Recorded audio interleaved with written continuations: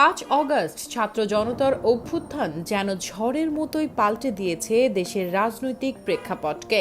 সেই উত্তাল সময়ের পর দেশের হাল ধরেছে অন্তর্বর্তীকালীন সরকার। এরপরই ভয়াল বন্যা, দুর্গতদের সাহায্য করতে হাত বাড়িয়ে দিয়েছে সর্বস্তরের মানুষ।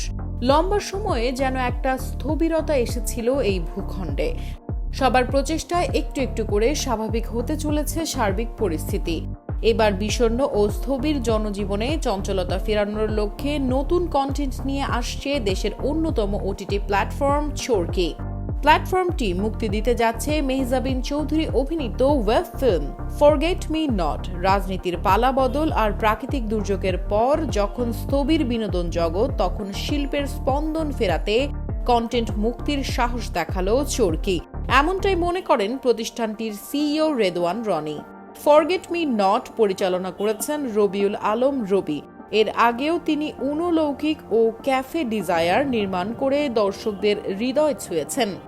এবারও তিনি দক্ষ হাতের মায়ায় তৈরি করেছেন এমন এক জাদুকরী গল্প, যা দর্শকদের মুগ্ধতার শীর্ষে নিয়ে যাবে বলে তার বিশ্বাস। মেহজাবিন চৌধুরী ছাড়াও এই ফিল্মে থাকছেন ইয়াশ রোহান, বিজরি বরকতুল্লাহ, ইরফান সাজ্জাদ সহ আরও অনেকেই।